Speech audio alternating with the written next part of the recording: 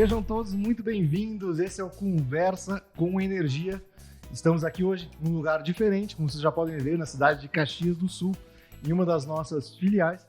E temos o prazer de receber no episódio de hoje Thiago Cassol, né? Diretor regional da BGD e também qual é teu cargo? CGP Engenharia, tu é sócio e proprietário? Diretor executivo da CGP Engenharia e Consultoria, professor da Universidade de Caxias do Sul. O teu currículo é extenso, a gente vai ficar aqui falando horas. Acho que hoje é pela BGD, nós estamos aqui, né? Não, estamos aqui pela tua personalidade dentro do mercado de energia, Thiago. Muito obrigado. Né? Como a gente já tinha conversado antes ali, uma conversa bem tranquila, bem informal, a gente vai no caminho da tua trajetória e vamos falar sobre o mercado também, né?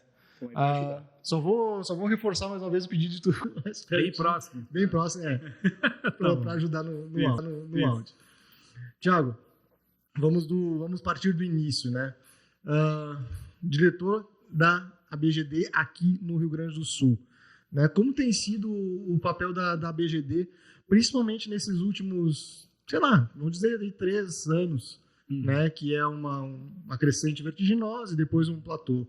Né? Como é que tem sido assim, a atuação da BGD aqui no estado? Perfeito, né? A Ação Brasileira de Gestão Distribuída, a BGD, que sou o diretor regional, né? Já estou indo para o meu 2º ano, a gente tem uma atuação muito efetiva em prol do setor do mercado, no setor de energia solar, em prol do mercado.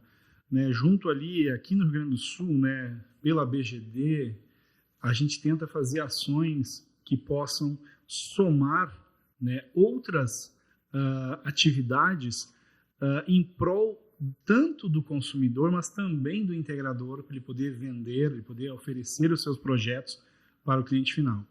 E o que é interessante nisso, Walter, é que a gente tem, por exemplo, aqui, né, com a bandeira da BGD, a gente faz parte do programa RS Solar. O programa RS Solar, em que eu sou o atual presidente, né, ele automaticamente é uma união de associações, é uma união de empresários, uma união de universidades. Aqui é um item que eu gosto de dizer que eu fico muito feliz. A gente tem uma dificuldade no Brasil muito grande de unir o setor empresarial, o setor acadêmico no mesmo, digamos, com o mesmo objetivo. E lá no programa RS Solar, com essa parceria, né, tanto da BGD e o Sebrae, as diversas universidades, que eu nem vou listar aqui para não ser infeliz de esquecer alguma, outras associações, inclusive do Brasil, e eu não tenho nenhum problema de falar que além da BGD tem o INEL, estou tentando a entrada do Movimento Solar Livre também, e também a AB Solar, que são normalmente grandes parceiros aí, que a gente se une em prol, né, do bem maior da energia solar para o gaúcho. Isso é uma coisa muito importante. A gente tenta aqui trabalhar de uma forma plena, certo? Dentro do programa RS Solar, junto com todas as associações, todas as universidades, todos os interessados profissionais do setor de energia e eficiência energética, que a gente consiga realmente levar boas oportunidades para o gaúcho. E eu fico muito feliz de dizer que o programa RS Solar, nesses últimos anos, tem inclusive uma cadeira no governo do estado. Tem o subcomitê de energia solar, né, em que a gente teve um apoio muito grande do professor Eberson Silveira, que é um diretor da SEMA, Secretaria de Meio Ambiente, que é o que cuida do setor de energia no Rio Grande do Sul, em que nos possibilitou isso, certo? E aí nós, inclusive, também temos aí, por exemplo, o Sim de Energia, que é nosso parceiro, né? Tu comentou que o último entrevistado foi o Frederico Bosquin, né? Fred da direção do Sim de Energia, e a gente começa a ver que esses players, né? Eles realmente fazem uma ação pelas suas empresas, mas também pela sociedade. Isso é uma coisa muito importante. Nosso setor de energia, nós podemos estar cada vez mais unidos. Nós temos ainda, né, muitas coisas para enfrentar, né? E aí tu citou aí o Sim de Energia, né? Tu ocupa o cargo aí de vice-diretor no setor de energia. Mas deixa eu voltar um pouquinho na tua trajetória e tentar entender como aí um licenciado em física veio parar no mercado de energia solar. Conta um pouquinho dessa tua história aí da física, né? Quase um Einstein aí. Não, guardadas as devidas proporções. Isso, né? Mas só para ter uma ideia assim, de trajetória, porque a gente não é a primeira pessoa que eu vejo do setor que não é oriunda do próprio setor, né? Isso. Então, conta aí um pouquinho pra gente dessa tua caminhada. Perfeito. Que ótima pergunta, tá? Eu fico muito feliz de falar que eu desde a 5ª série, lá do ensino fundamental, eu sempre quis ser professor na minha vida. Pobre coitado, né? Não, sempre fiquei sou muito realizado como professor na minha vida. E aí a escolha foi muito assim, quando eu cheguei lá no ensino médio, o que eu vou fazer? Eu quero ser professor do quê? Escolhi física porque eu tinha, digamos, um pouquinho mais de aptidão para matemáticas, entendeu? Então, um pouco mais de aptidão na disciplina de física. E aí eu tive a felicidade, a partir mais ou menos do terceiro semestre da universidade, a compor um dos grupos de pesquisa da Pontifícia Universidade Católica do Rio Grande do Sul, a PUC, que era o Grupo de Energia Solar, certo? Que é, até hoje, coordenado pelos professores Adriano Melek e Zete Zanesco. E eu tive uma bolsa de pesquisa lá naquela época, entendeu? Lá em 98, certo? Então, em agosto, eu fiz 25 anos de estudos em energia solar. Né? Às vezes eu fico pensando que eu estou ficando velho, né? Então, o que acontece? Lá na universidade, como tinha uma bolsa de pesquisa, eu trabalhava num tempo em que, né, energia solar é extremamente cara. E tu tinha que criar dispositivos em que tu conseguisse baratear ela. Um deles é o concentrador fotovoltaico. Então, era um conjunto de materiais reflexivos, espelhos, em que concentravam a luz em células bifaciais, por descarga de consciência, tá? Em células bifaciais para a gente poder gerar uma maior corrente, que a tensão é limitada pelo material semicondutor, né? Gerar maior corrente, e aí tu conseguia aumentar a potência. Então, eu fiquei dentro do laboratório, como iniciação científica, né, 3 anos. Me formei, fui pro mestrado, obviamente eu continuava fazendo pesquisa na mesma área. E aí eu tive a grata felicidade de ser um dos físicos responsáveis pela coordenação do laboratório de energia solar, em que naquele tempo, e ainda é até hoje, tá, ele foi, digamos, a segunda iniciativa brasileira, né, em fabricar painéis solares, módulos fotovoltaicos, com uma tecnologia de fabricação de células solares e encapsulamento, né, das células em um módulo fotovoltaico nacional. Né? Se a gente brincar bem rapidamente que um módulo fotovoltaico, nem esse que nós temos aqui, tem 3 fases, a filtragem do silício, a purificação do silício, né? E depois todo o processo físico-químico de transformar o silício numa célula solar, e depois toda a conexão, soldagem de células, encapsulamento e proteção, nós podemos estar em 3 fases. O laboratório da PUC, naquele tempo, fazia fase 2 e 3. Então, era uma coisa fantástica. Então, essa foi a segunda iniciativa brasileira, porque eu gosto um pouco dessa história, porque nós tivemos, né, uma fábrica brasileira de fabricação de painéis solares em 1982 e 83. E ela durou, se eu não estou enganado, essa informação eu peço que ninguém anote, porque eu não tenho certeza, tá? Mas ela durou até mais ou menos 1990, certo? No Brasil, a Heliodinâmica. Ela foi a primeira empresa brasileira que ela fabricava painéis solares brasileiros, assim, sabe? E aí Como é que era essa... Desculpa te interromper, mas claro. Como é que era essa aplicação? Né? Porque nós tivemos a primeira energização em 2012. Isso. E antes disso, como é que era essa aplicação, já que existia uma fabricação em 83, tu falou? No Brasil, 83. Era simplesmente estudo ou tinha algum destino? Não, era realmente uma indústria que vendia painéis solares. É uma coisa bem interessante, só por descarga de consciência, a energia solar, ela data 1800 e Guaraná com rolha, né? Becquerel lá desenvolveu as células solares úmidas e já tinha painéis solares úmidos em telhados, tá? Muito o que a gente tem hoje, né? Mas tudo bem, vamos deixar isso de lado, tá? Em 1950, mais ou menos, né, aproximadamente, aí a gente teve realmente a revolução do silício na área de semicondutores e foi observado pelo laboratório Bell que, peraí, esse material pode gerar energia. Então fizeram, né, os primeiros módulos fotovoltaicos para satélites e pequenas aplicações. Então a caminhada do semicondutor vem desde lá de 1952, silício, certo? Silício na fabricação de painéis solares. E o Brasil teve uma empresa para isso. E o que a gente imagina? Não tinha realmente geração conectada à rede. Não tinha legislação, que a gente comentou, não tinha nada. Mas vamos lembrar que uma das aplicações primordiais do sistema fotovoltaico é a estação off-grid. Painéis solares, controlador, inversor e baterias, certo?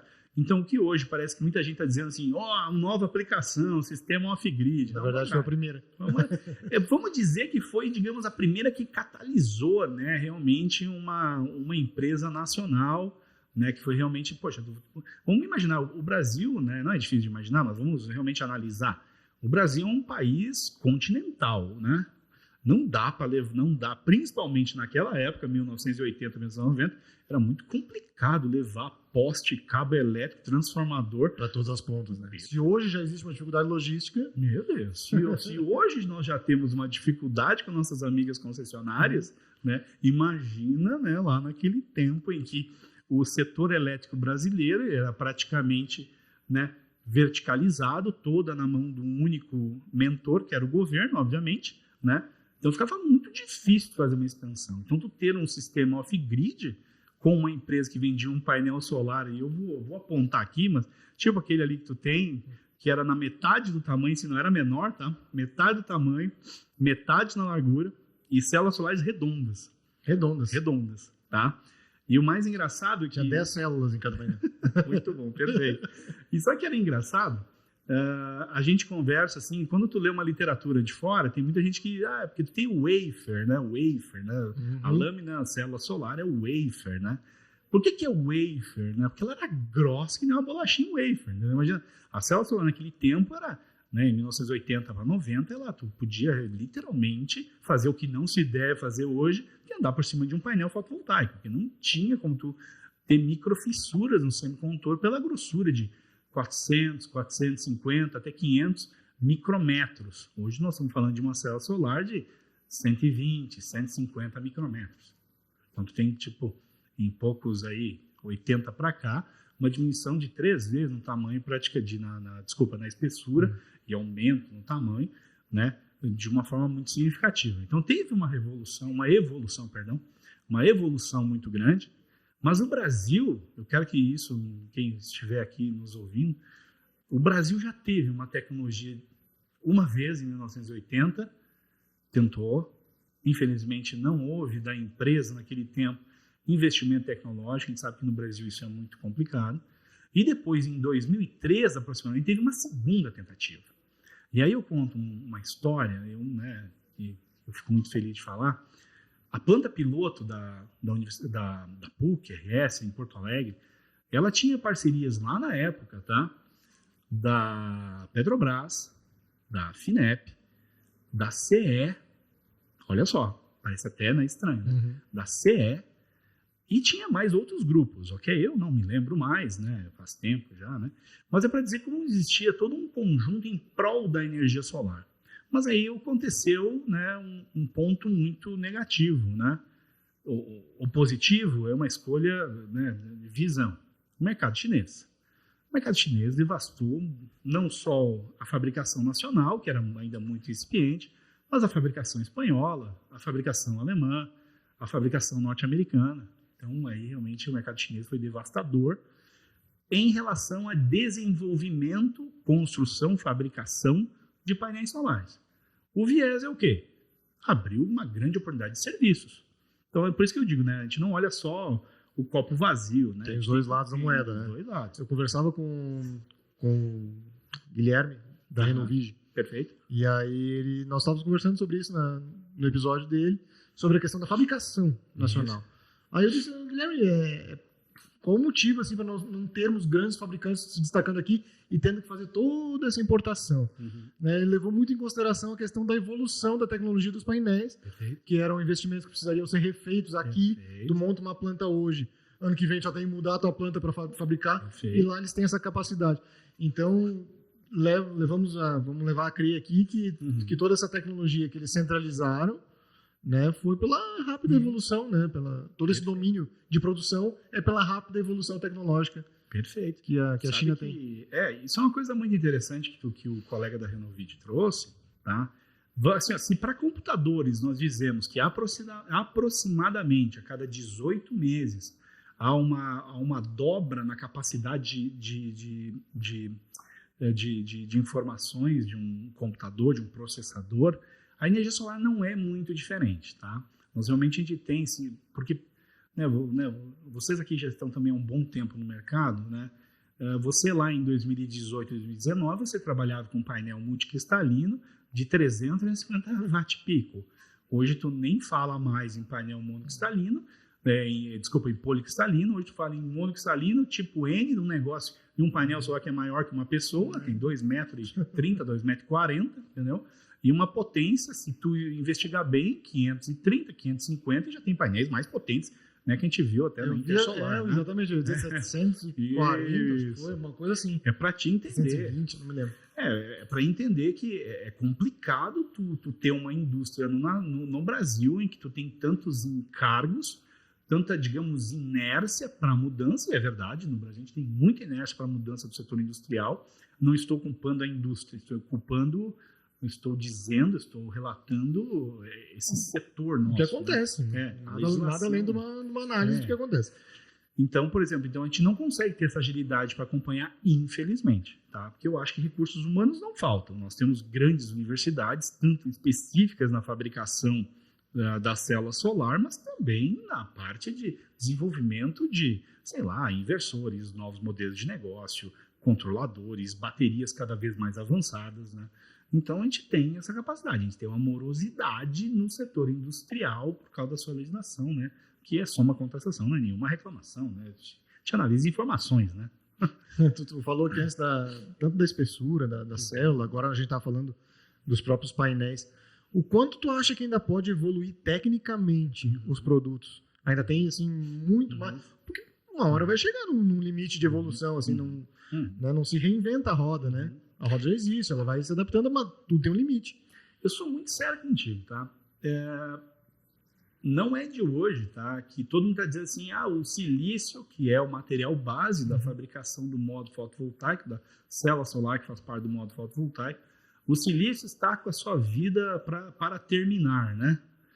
Eu não conheço ainda nenhum material que gere energia, certo? Na sua densidade, que nem o silício, mas principalmente não na densidade, mas sim na durabilidade. Tu pode pensar aí, grafeno, eu sou fã do grafeno, principalmente para armazenamento. Tu pode pensar aí em heterojunções, fantástico, entendeu?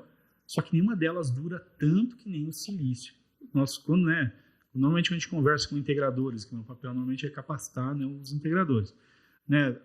O chavão, né, tu vai instalar um sistema fotovoltaico, ele vai ter uma duração de no mínimo 25 anos, que nem está muito correto, mas tudo bem, a gente entende, né? Então vai ter uma duração no mínimo de 25 anos. Mas se tu olha hoje os datasheets dos módulos fotovoltaicos, eles já dão curvas de depreciação de 30 anos. E a tendência é o quê, né? Tu vai instalar um painel 30 anos, então o material que venha a substituir o silício tem que durar no mínimo de 25 a 30 anos, senão ele não se paga, certo? O que eu vejo, tá? Eu não vejo mais uma queda, por descargo de consciência para ninguém que está me ouvindo aqui, né? Para que todo mundo que está nos ouvindo aqui, nós estamos falando de preço de dólar por watt, não de real, porque obviamente a gente vive no Brasil uma oscilação cambial que às vezes nos amarra.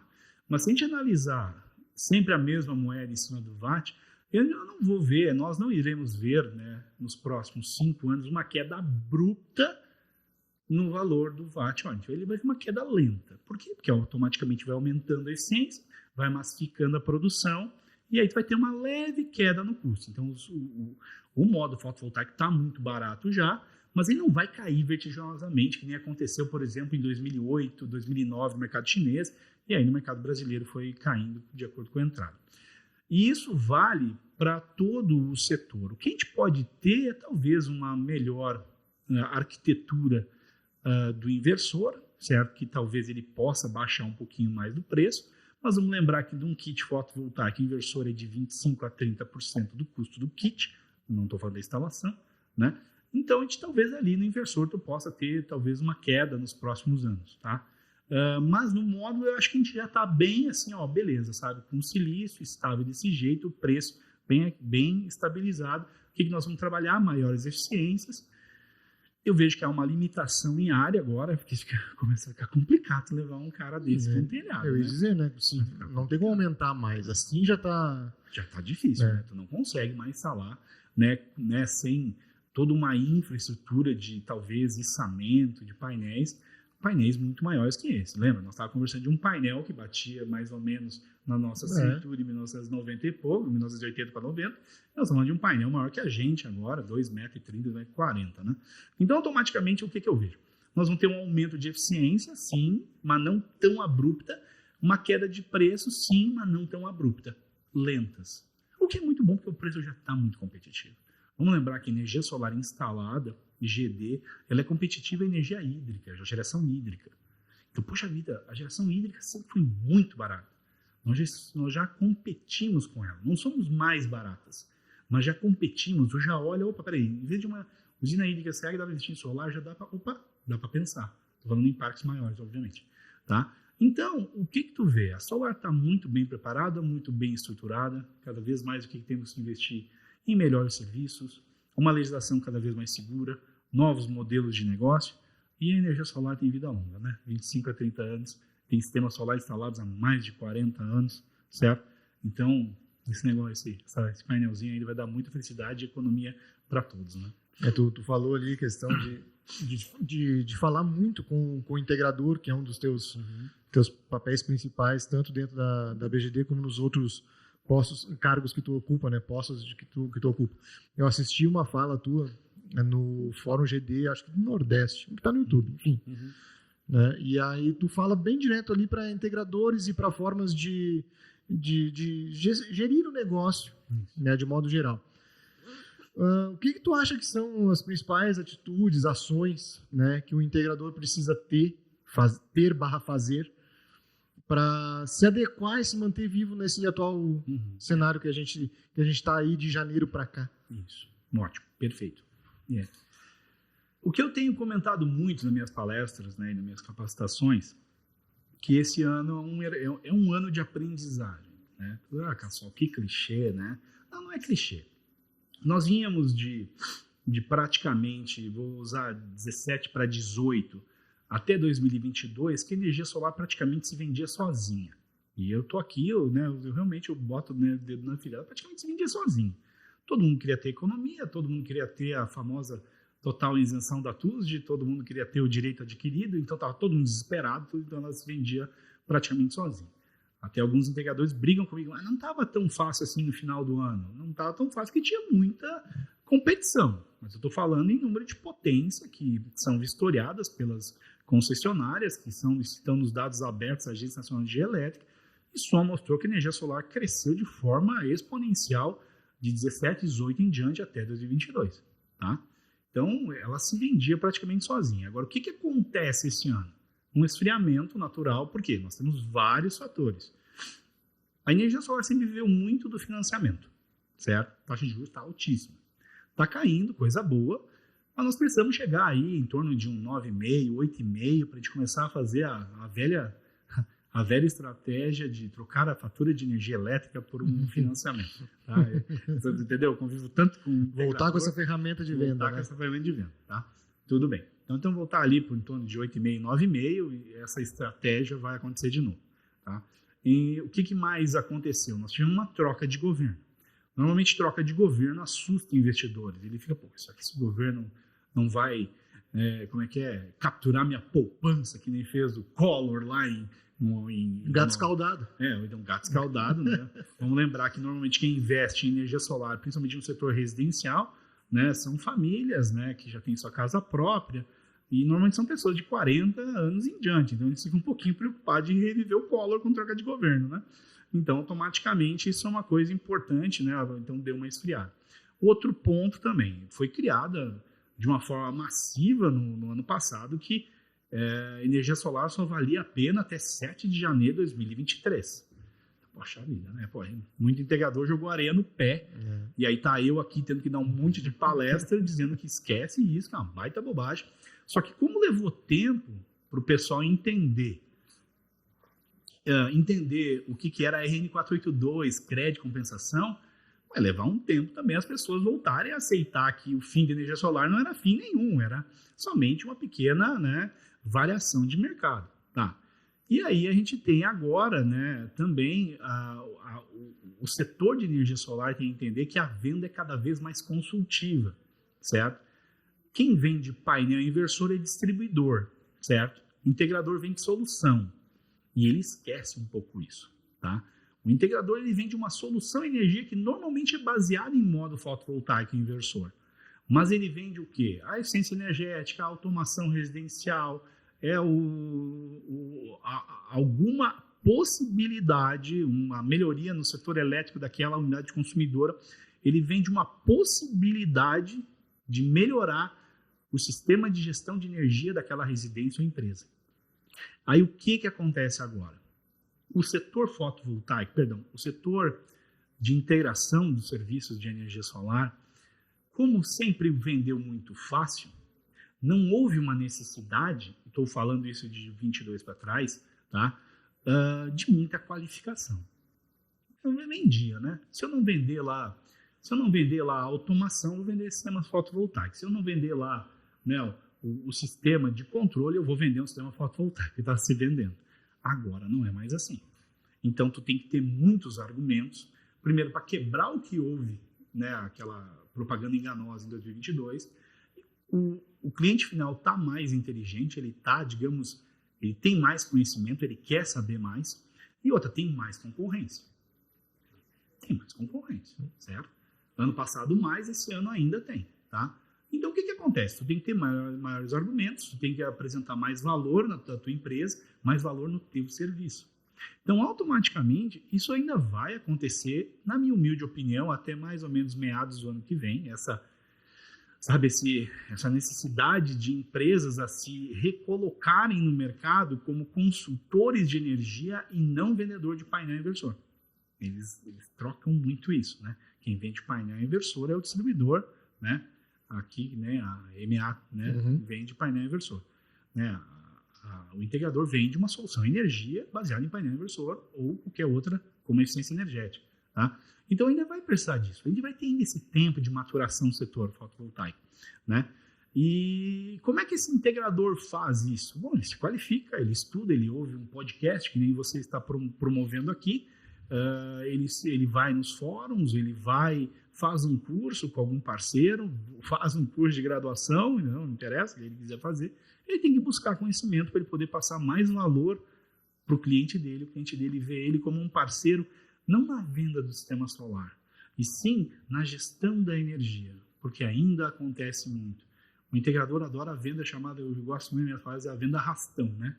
Eu vendo para um e arrastei ele e depois não quero mais, entendeu? Ao contrário, aquela pessoa que tu vendeu, você tem, principalmente aqui na sua empresa, na MA, né? Você tem um conjunto de outros produtos que pode oferecer na automação das luzes, automação, monitoramento, né, da parte elétrica. Por que não aquele cliente satisfeito não usar outros produtos da tua empresa para oferecer novos serviços? Ah, Cação, mas aí o valor agregado não é tão grande. Para com isso.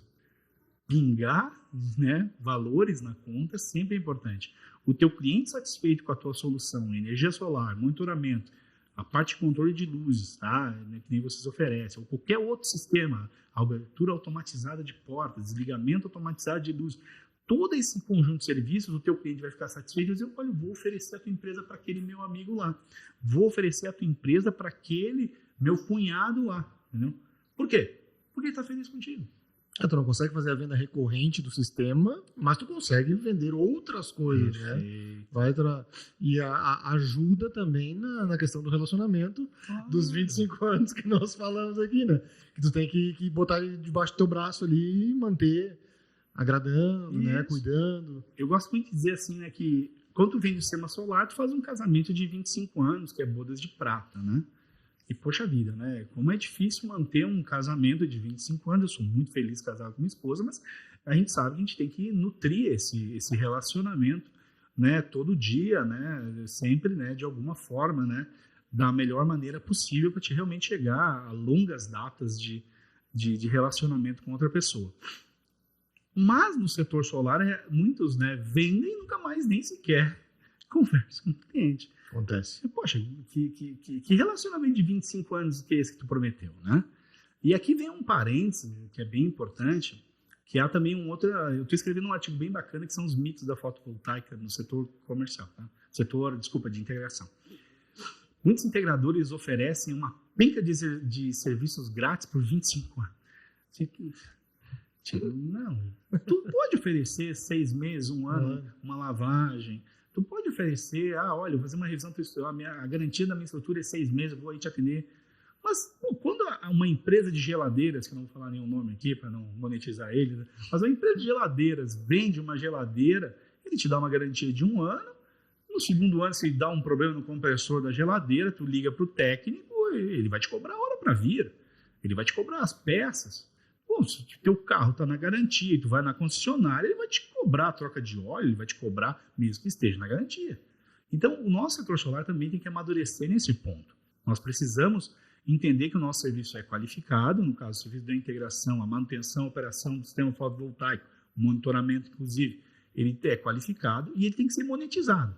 Como uma estratégia, tu pode dar 6 meses, 1 ano de graça, não tem problema. Se isso está dentro da tua caixinha, dentro do teu fluxo de caixa, perfeito. Mas tu não vai ficar 6, 7, 10, 20 anos disponível para alguém, não existe isso. Tu não vai daqui a... Né, o que era os inversores há 3, 4, 5 anos atrás, garantia de 5 anos. Mas daqui a 5 anos trocar um inversor sem custo, não existe isso.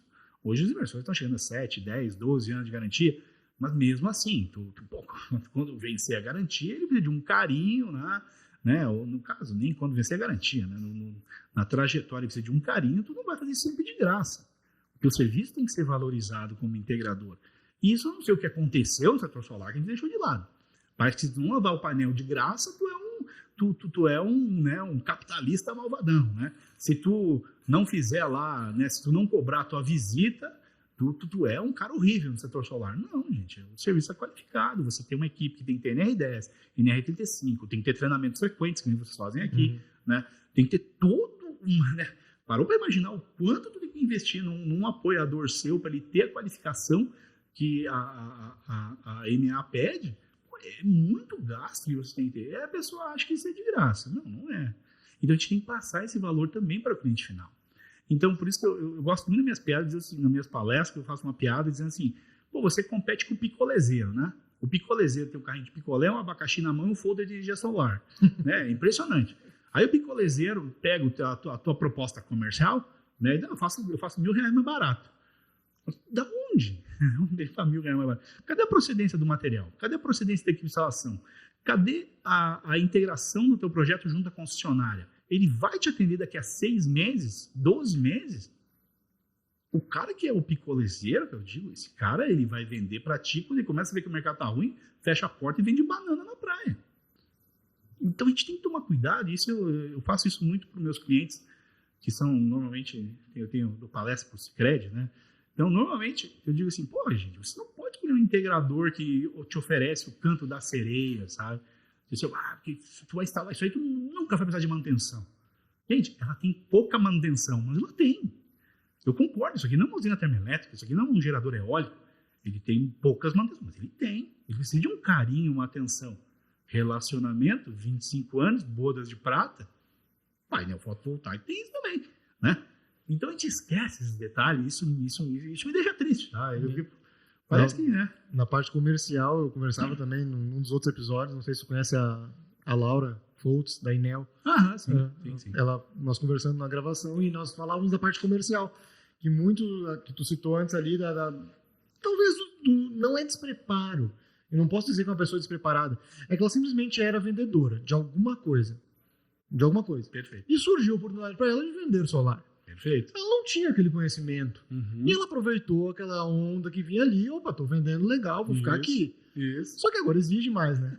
Agora exige mais. Ela tá pensando assim, ué, por que eu parei? Isso. O que tá acontecendo? Esse baque que a gente... Baque eu digo, não é baque também. Eu tô escolhendo as palavras erradas hoje. Digamos assim, um platô de mercado. Ele não tá nem subindo, nem caindo, ele tá meio parado.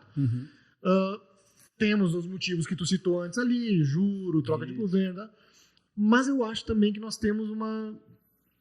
não é acomodação, vou escolher a palavra errada de novo. Mas tenta, vamos chegar numa palavra talvez certa. Assim, falta de iniciativa. Pode ser. De melhoria de serviço. Perfeito. De serviço. Tu escolheu a palavra certa. Falta de iniciativa de melhoria de serviço. Porque aqui tu trouxe bem a ideia, né? Inversor e painel é distribuidor. Isso. Distribuidor que vende, é o papel deles. Aqui é serviço. Então, a diferenciação de mercado, né, o relacionamento de cliente, então tudo isso aí envolve. E às vezes eu acho que para muitos, tu que está mais dentro dos integradores, né, Mas não, totalmente dentro do integrador, sabe que pode acontecer de acomodação, falta de iniciativa, desânimo, não sei. Pode ser, tá? Vários fatores assim. E eu concordo plenamente. Individuais, né? Individuais que as pessoas... Só que vamos lembrar, né, que o empresário, e isso é uma coisa bem difícil, tá? Quando você pergunta sobre a minha carreira, tá? Eu praticamente, só recordando para te entender de onde eu cheguei nessa minha opinião hoje, tá? Eu me formei professor, trabalhei com um tempo, né, no laboratório na área de energia solar da PUC, e depois eu voltei para a carreira de docência, até que eu entrei na Universidade de Caxias do Sul, e sou docente há 12 anos na Universidade de Caxias do Sul, com muito prazer, por sinal. Tá? Só que chegou um momento que eu comecei a participar de muitas associações. O primeiro foi o APL, o Arranjo Produtivo Metal Mecânico da Serra Gaúcha. Tá? E lá eu comecei a conviver muito com o empresário, certo? E eu, no meu tempo, numa posição mais acadêmica de professor, eu olhava sem entender muito por que o empresário reclama tanto, certo? E aí eu fui começar a conviver e estudar sobre o setor e entender que realmente a legislação no país é um saco, a parte tributária é um saco, né? A concorrência é gigante, e mesmo estando no setor solar a concorrência é grande, né? E hoje mais ainda, né? E automaticamente eu entendi, pelo menos pelos bons empresários que eu convivi, que eles eram muito automotivados. O empresário tem que ser automotivado, porque se ele acorda de manhã pensando na carga tributária, na concorrência, ele não levanta, ele fica na cama depressivo. E não pode depender de nada também. Não pode depender de nada também, de algum outro motivo externo. Não pode. E o motivo externo vai ocorrer, o que ele faz? Ele enfrenta e vai dar. Então eu comecei a entender isso. Então, o que aconteceu? Né? Aí eu vi isso, acho que como eu sou um cara sempre automotivado, eu curto estar como digo, no fervor, né? Eu pensei, eu acho que eu também poderia abrir uma empresa, entendeu? A minha primeira empresa que eu abria, foi uma tentativa, foi na área de nanotecnologia, né? No meu doutorado, né, que eu não terminei ainda, não sei se vou terminar, tinha um processo na área de nanopartículas, e beleza, vamos tentar, né, viabilizar isso. Aí tu sofre como qualquer empresário inicial, né? Tu erra, tu acha que o produto é maravilhoso, ele não é, entendeu? Tu acha que o produto está maduro e não está, tu acha que o mercado vai adorar e não gosta. Beleza, não deu certo, né? Eu tenho uma xícara lá em casa, que quando eu chegar lá, meus 50 e poucos anos, escrever, né, sobre empresário, eu vou ter a capa do meu livro, uma xícara quebrada da Sai Nano, que foi a minha primeira tentativa de empresa no setor de empresarial, não necessariamente de energia solar. Depois, com o tempo, né, eu comecei, né, a trabalhar essa parte de entender mais sobre empresarial, ajudei várias empresas do setor solar a abrir, mas nunca fui, né, dono delas, por uma questão de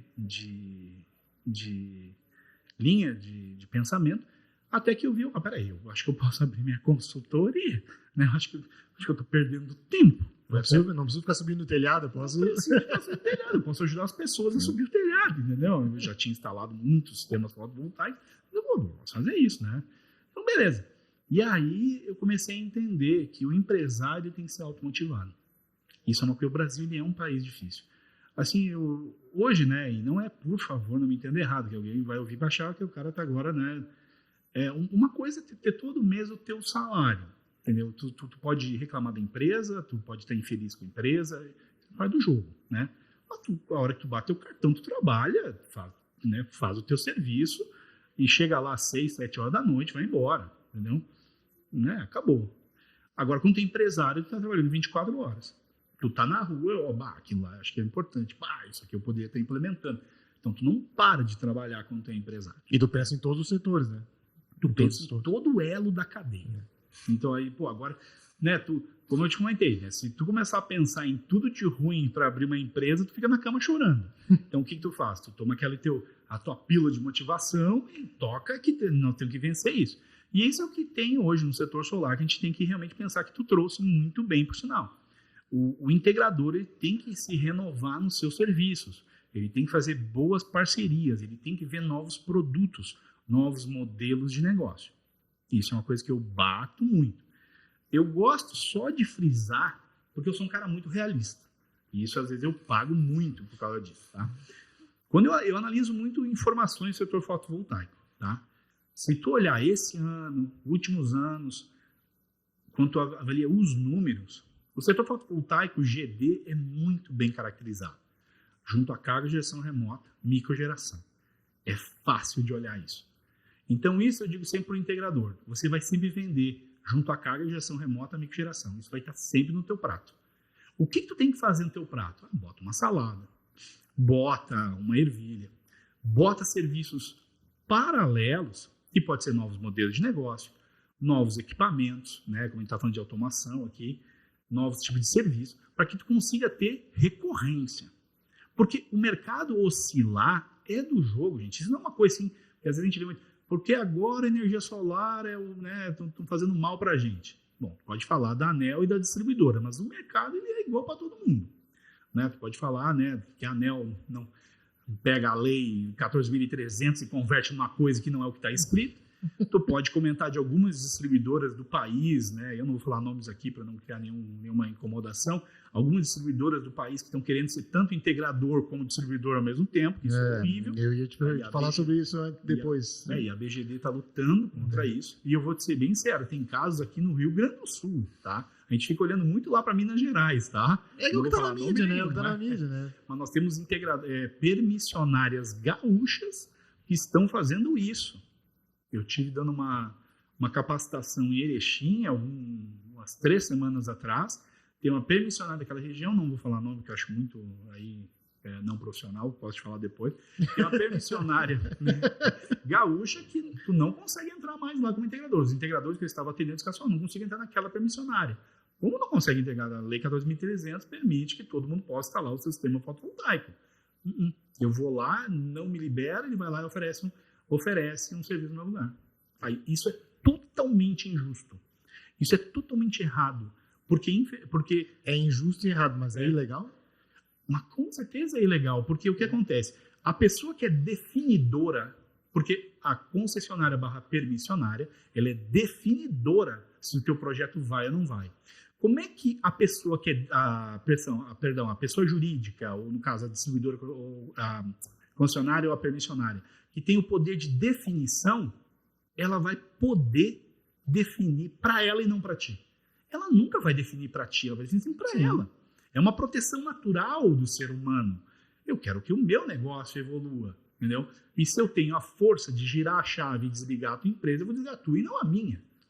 Então isso é muito ruim, a gente não pode deixar isso acontecer. Isso lá na BGD, a gente tem diversas discussões sobre isso. Isso não está correto. Agora, como é que a gente controla isso? Porque, mas eles vão lá, os sócios criam outra empresa com outro nome. Pode ser. Como é que a gente fiscaliza isso? Aí nós temos que criar ferramentas. Nós temos que estar em cima dos deputados, em cima do Senado, em cima da ANEEL, não permitindo essas ações, digamos, quase um cartel, assim, sabe? Não tem um nome definido para isso. Mas uma ação assim que o cara que é o juiz não pode ser o réu também. Essas recusas de ligação, tudo é de inversão de fluxo ou tem outros motivos? Tem vários motivos. Esse é o problema. Normalmente eles dizem assim, a carga, né, especificamente nessa permissionária local, nós já temos muitos sistemas fotovoltaicos instalados, a nossa carga está muito alta. Mas como é que tu vai lá depois e vende um sistema? No mesmo lugar? No mesmo lugar, no mesmo teu cliente. Não faz muito sentido, tá? Então, o que tem? Só para botar uma vírgula nisso, né, porque parece que eu só vou dar pau na permissionária, na concessionária. Não é assim também, tá? Tem muito orçamento de conexão que é uma porcaria e eu falo para o integrador, não adianta tu ir lá fazer um papel porco, aí tu reclamar da concessionária. Não, você faz o teu serviço certo, o teu serviço é técnico, você não sabe fazer, faz uma boa parceria e faça um bom serviço. Porque senão tu tá dando realmente munição para eles falarem mal de ti, entendeu? Então, também... A gente tem que olhar um pouco para a gente também, né? O setor solar tem umas coisas que são engraçadas aí. Mas esse tipo de situação que nós estamos comentando, a gente não pode deixar. Não pode que a pessoa que tem o poder de definir o teu projeto, ela também venda projeto. Não, é injusto. Porque tu imagina que uma concessionária ou permissionária tem toda a informação possível e impossível do teu cliente que tu quer vender. Ele sabe quanto ele consome, ele sabe qual a demanda contratada, ele sabe qual o padrão de entrada, se ele precisa de reforço de rede ou não precisa. É óbvio que ele vai pegar o filé meu, pega a carne de pescoço. Mas peraí, tia, não, aí é injusto. Não faz sentido isso, entendeu? Então a gente tem que tomar muito cuidado com isso. Isso realmente a gente tem que lutar. Isso é injusto, tá? Eu tenho acompanhado, aliás, acho que o setor todo tem acompanhado, inclusive lá na Intersolar, gravei um pedacinho com a Bárbara ali para as nossas redes e tal, falando especificamente sobre o Rio Grande do Sul. Ainda tinha aquela reunião com a Equatorial, que até foi depois cancelada. Das enchentes, né? Foi bem na época ali, foi uma semana depois, eu acho. Isso aí. E aí a gente acompanha isso, porque nós temos casos também, óbvio, né? Temos de casos recusa de projeto. De recusas de projeto, e aí eu fico pensando, até que ponto isso é algo técnico, que realmente acontece, paciência, aconteceu, tem que ser refeito, e até que ponto é assim, uma forma de não ser prejudicado, entendeu? De defesa. Por isso assim, a gente tem que entender uma coisa que é muito importante, né? Às vezes a gente, eu digo assim, muito assim para o pessoal da integração, tá? Aqui eu não estou fazendo defesa para programa RS Solar, nem Sindinergia, nem a BGD, nem a AB Solar, nem a Enel, tanto que eu estou falando de todas, tá? Nem Movimento Solar Livre, não. O que eu digo, o integrador ele ainda está muito no campo de reclamação do WhatsApp, né? Faz textão no WhatsApp, né? Fala, porque temos que ir contra concessionários, aqui. Cara, te filia a algum movimento, alguma associação e trabalha de forma efetiva. Por que eu estou dizendo isso? Tirando, infelizmente, teve enchente, e realmente a enchente foi uma coisa muito ruim. Eu, que sou lá da região de Bento, eu vi o desastre, né,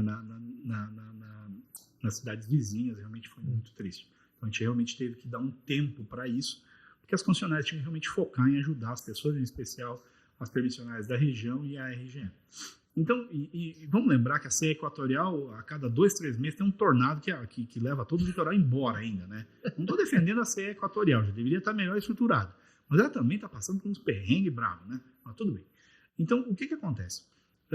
Quando a gente faz um movimento que, por exemplo, eu consegui, junto com o Conselho do RS Solar, juntar o pessoal dos distribuidores, juntar também aí o outro quadro de conselhos integradores, e nós iríamos todos para a Assembleia fazer um movimento, e todo mundo ia ter uma hora de fala para realmente falar, poxa gente, esse é um mercado importante, nós não podemos acabar com esse mercado, nós temos do apoio político. Então, esse tipo de ação, o integrador tem que entender que não é perda de tempo. Ah, não, só está milionário lá. Fala, não, negativo, eu ainda tenho muito boleto para pagar lá na minha empresa, né? Eu tenho que trabalhar muito ainda, eu não estou com a vida mansa não. Mas igual, se eu não entregar um pouco o setor, não adianta.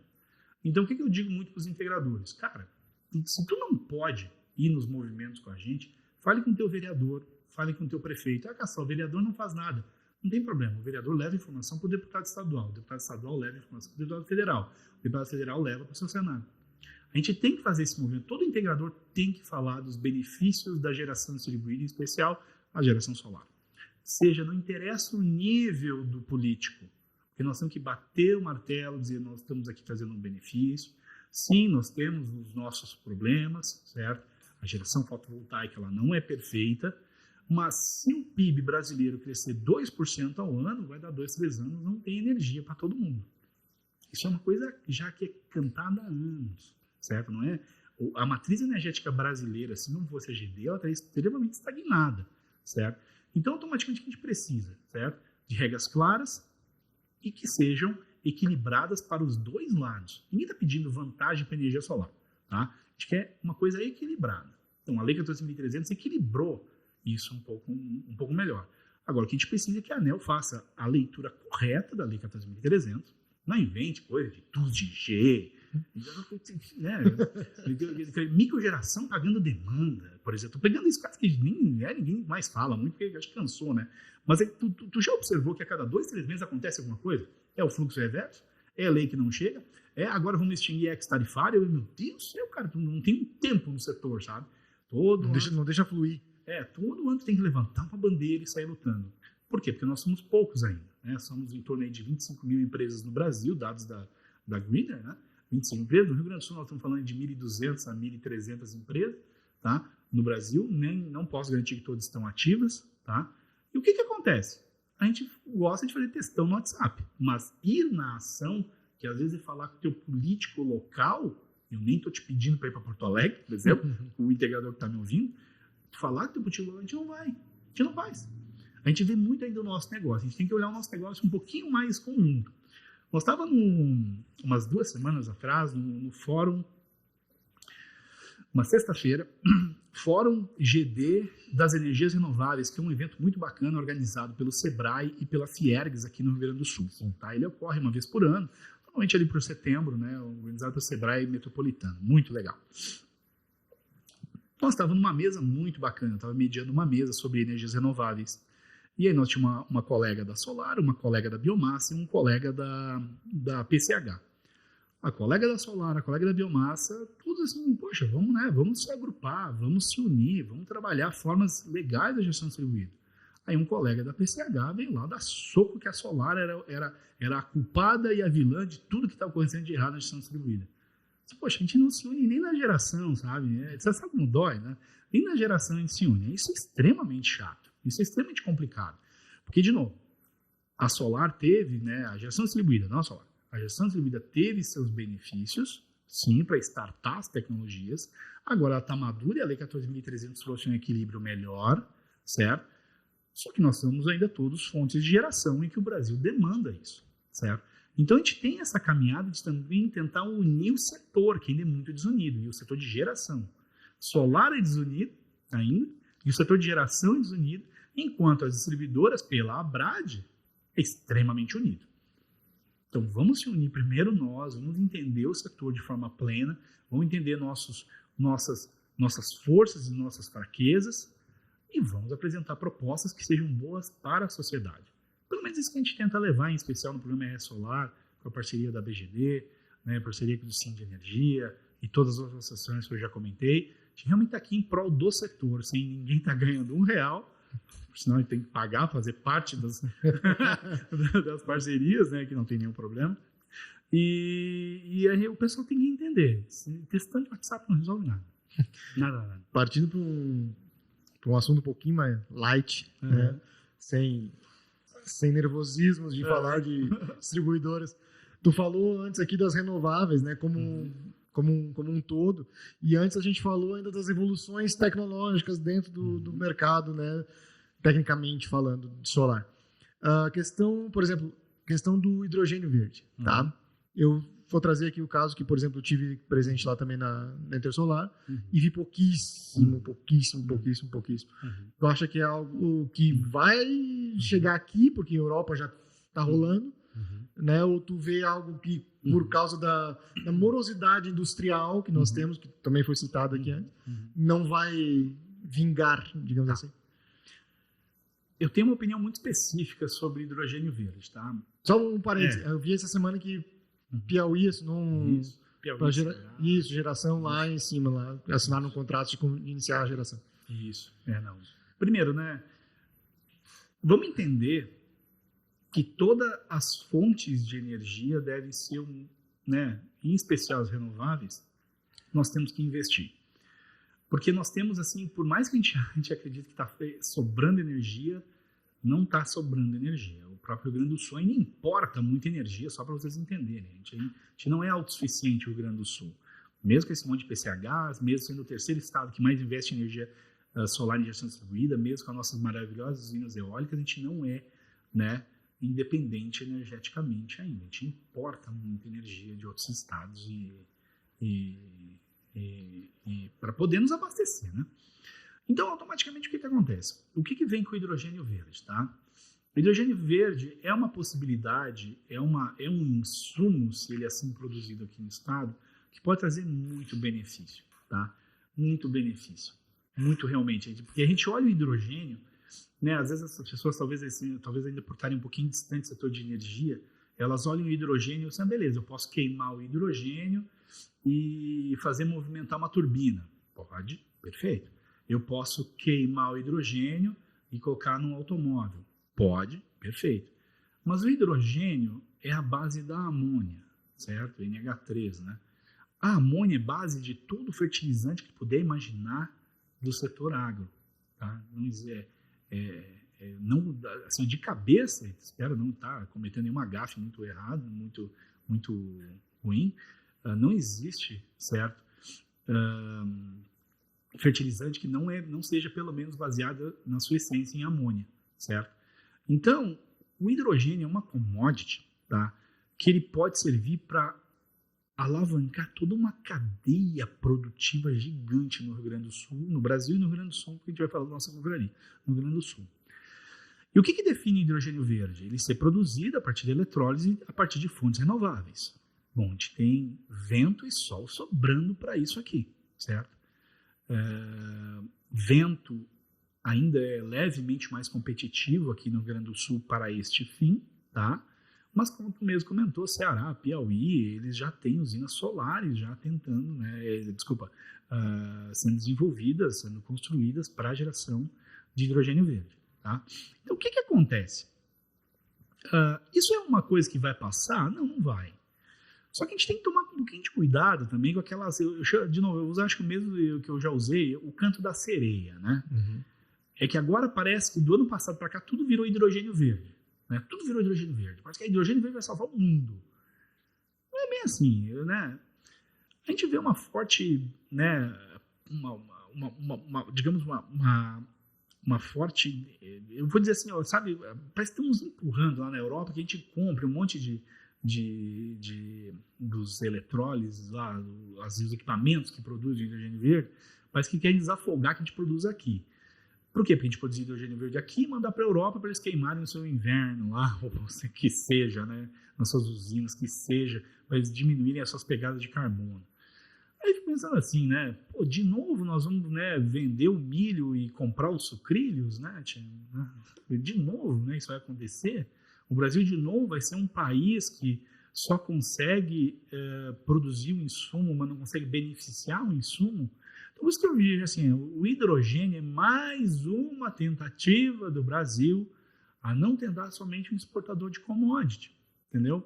A gente realmente tem que pegar esse commodity, beneficiar ele, e que seja vender amônia, que seja vender fertilizante, que seja abastecer o mercado local ou o mercado internacional. Então, o que eu vejo? É uma tendência, eu acho que a gente está sendo muito empurrado. É minha opinião. Espero estar totalmente errado, às vezes, tá? Porque às vezes a gente tem opinião, a gente espera estar errado, mas não, eles estão realmente pensando né, que o Brasil vai ser autoprodutor, que o Brasil vai arrumar sua cadeia produtiva e beleza, sabe? Que legal. Mas não é isso que a história nos conta, certo? A história não nos conta isso no Brasil. A gente gosta de exportar mineral, a gente gosta de exportar os grãos, comprar tudo beneficiado de novo, né? As maiores jazidas de quartzo para fabricação, para purificação de silício, fabricação de painel solar, sai do Brasil, entendeu? Aí nós mandamos isso lá para a China, para a Rússia, fazer lá o silício Czochralski e cortar e fabricar células solares na China. Aí o que a gente faz? A gente compra o silício da gente, entendeu? Beneficiado. Então, eu espero que o hidrogênio verde não siga o mesmo caminho. Eu vi boas ações do governo do estado, aqui eu não estou fazendo nenhuma política, não tem nada a ver com o atual governo, mas ele tem o roadmap do hidrogênio verde, o caminho, né, de como é que ele vai se comportar, qual a ideia de modelos de negócio, mas foi uma coisa muito assim, nossa, falou, e agora parece que deu uma desaparecida. Né? Parece que ninguém está muito mais falando de hidrogênio verde no Rio Grande do Sul. E aí tu vê iniciativas ainda talvez um pouquinho, sabe, tímidas lá no Nordeste, que tu agora me comentou. Então, claro, tu precisa de um tempo para essa tecnologia maturar, tu precisa formar recursos humanos, precisa entender a cadeia produtiva. Eu digo muito isso do biogás biometano, tá? Biogás biometano, a gente tem energia demais aqui tanto dos esgotos, né? Tanto do resíduo animal, que aqui na Serra é muito forte, só que tu não vê nenhuma indústria nacional fabricando biodigestores de qualidade. E o que acontece? O biogás biometano, que ela poderia ser tão produtiva que a energia solar fotovoltaica, inclusive no preço, no custo, a gente não consegue evoluir aqui. Por quê? Porque a gente não tem um mercado consolidado de fabricantes que consigam fazer a preço competitivo e consiga até ter um pouco de competição, porque não adianta ter um só produzindo e aí o cara bota o preço que quiser, né? Então, o que acontece no biogás biometano, certo? Que não aconteceu na solar, porque a gente ia só importando produtos, né? A gente está comprando, né? Eu gostaria que não acontecesse no hidrogênio verde. Eu gostaria que realmente o Brasil conseguisse consolidar uma tecnologia de hidrogênio, conseguisse formar uma cadeia produtiva, que tu pegasse esse hidrogênio, seja ele de uma fonte eólica ou fonte solar fotovoltaica, e tu realmente conseguisse gerar mais empregos. Porque uma coisa é a produção do grão, produção do insumo, produção do hidrogênio. Outra coisa é o beneficiamento. O beneficiamento normalmente produz empregos ainda mais qualificados e que pagam ainda melhor. E a gente ainda está lá produzindo insumo, que normalmente não paga um valor, pelo menos para quem está trabalhando ali, tão grande quanto poderia, certo? No beneficiamento. Então, isso ainda, de novo, o canto da sereia a gente tem que tomar cuidado, tem que estar olhos atentos, o hidrogênio é uma realidade, ele está aí, mas o Brasil precisa olhar para ele como um protagonista, porque a gente tem sol e vento sobrando para fazer hidrogênio verde, de norte a sul, ou de nordeste a sul, se preferir, tá? Sobrando. Só que, de novo, nós vamos só vender a commodity ou nós vamos vender o produto beneficiado? Certo. Há pouco tempo atrás eu fui fazer uma participação num programa, numa rádio na capital, e aí, falando sobre solar, um dos comunicadores que estava na mesa falou uma frase muito interessante que eu achei, e que eu acho que isso serve para qualquer produto, serviço que começa lá, né, aos pouquinhos, e daqui a pouco está em franca expansão, e talvez isso possa acontecer com o hidrogênio daqui a alguns anos, né? Quando as coisas estão dando certo, as burras do Estado ficam ávidas. Ele falou exatamente essa frase. Fantástico. As burras do Estado ficam ávidas, os olhos crescem, todo mundo quer meter a mão, todo mundo quer dar pitaco, todo mundo quer um pedaço, né? E as coisas não evoluem como devem evoluir, né? Elas vão começando a ter entraves legais, jurídicos, administrativos. É impressionante como a nossa indústria da legislação e das leis é tão rápida, que é bem distante da nossa indústria mesmo, que ela não consegue acompanhar isso, né?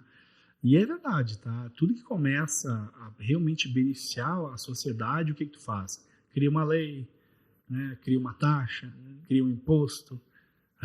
Que país complicado, né? Ô, Thiago, para a gente caminhar para o nosso encerramento aqui, eu vou fazer a pergunta de praxe que eu sempre faço aqui para os entrevistados. Eu sei que tu falou aí, tu tem 25 anos de... 25 anos, fiz a primeira semana de agosto. 25 anos de trajetória aí. Tenta resgatar na tua cabeça aí uma história que te marcou nesses 25 anos. Seja uma história que virou aprendizado, algum perrengue, algo engraçado, enfim. Uma história que te marcou, que tu sempre que tá numa roda assim de conversa, tu conta essa história aí. Tu consegue pensar no lugar. Que bom que tu me chamou essa. Hoje eu encho muito saco, até vou dar um curso agora de noite pro Sebrae, das 7 às 9. Eu encho muito saco do integrador que tem que ter NR10, NR35, sabe? Tem que ter os EPI, porque ele não pode fazer nada errado, porque esse serviço é elétrico. E aí, num determinado evento, acho que lá por 2001, 2002, no Shopping Total de Porto Alegre, tá o jovem estudante Cassol, né, recém-formado, e ia ter um evento de arquitetura sustentável, alguma coisa assim, tá? Não tem o mesmo nome do evento, arquitetura sustentável. E aí nós fomos instalar um ou dois módulos fotovoltaicos no telhado do Shopping Total e puxar um cabo até o evento, entendeu? Era só baixar um cabo, era uma instalação simples, era uma instalação off-grid, ia ter os painéis, um controlador, uma bateria, umas lâmpadas fluorescentes, né? Nem LED era ainda, né? Uma lâmpada fluorescente ali ligando, era um projeto que nós tínhamos ganho, normalmente a gente divulgava. E o Cassol, o guri, né, e o que ele faz? Ele sobe no telhado, ele instala o sistema, ele prende, ele puxa o cabo, e quando vê, chega o bombeiro, quer me prender, porque eu não tinha a mínima noção naquela época que eu deveria ter liberação do shopping para subir, que eu teria que ter linha de guia de vida e tal, e eu tive que sair quase, né, arrastado pelo bombeiro que está instalando um sistema fotovoltaico no Shopping Total. Aí eu vi uma mijada, e tá certo, estava errado, né, mas na empolgação, né, na empolgação, eu estava lá, o Shopping Total tem 10, 12, 13 metros de pé direito, assim, meu Deus. Quando eu paro e penso, que coisa que eu fui fazer. Era uma fábrica, né? Tu subiu no telhado de uma antiga fábrica, né? O Shopping Total lá em Porto Alegre era realmente, eu acho que uma fábrica de bebidas. Era uma cervejaria. Uma cervejaria, né? Eu subi lá em cima quando era jovem, eu disse, agora eu vou preso pela energia solar. Né? Mas escapou. Escapei dessa. Thiago, muito obrigado pela tua presença hoje aqui. Né? Espero que a gente tenha conseguido desenvolver aí um papo bem bacana. Acho que rolou legal. E é isso. Tá? Perfeito. Obrigado pela disponibilidade, por ter vindo até aqui, até o nosso escritório. E espero reencontrá-lo mais vezes por aí. Com certeza. Tá? Obrigado mesmo pela oportunidade de falar para os teus parceiros, para os teus integradores, para os teus clientes.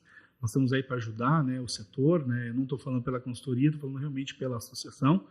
E eu gosto sempre de dizer o seguinte, se a gente não se unir, seja ele na produção de materiais de qualidade, entrevistando boas pessoas, seja ele realmente qualificando, que nem vocês fazem aqui na MA, se a gente não fizer esse tipo de serviço, o nosso setor ele vai ser sempre, parece, jogado para escanteio, é um setorzinho pequeno, não, nós crescemos muito, nós já chegamos a 35 mil empresas, hoje somos 26, tá? Nós chegamos a 35 mil empresas, o Estado já teve 2.500 empresas de solar, tá? Hoje somos 1.200, 1.300. O setor ele é forte, ele gera muito emprego, ele gera bilhões de reais em divisa, então a gente precisa de movimentos, realmente união e para levar a melhor informação para todo mundo. É isso aí. Esse foi mais um episódio do Conversa com Energia. Espero que vocês tenham gostado do papo de hoje. Não se esqueça de se inscrever aqui no nosso canal e também você pode conferir todo esse áudio no Spotify. Um abraço e até a próxima.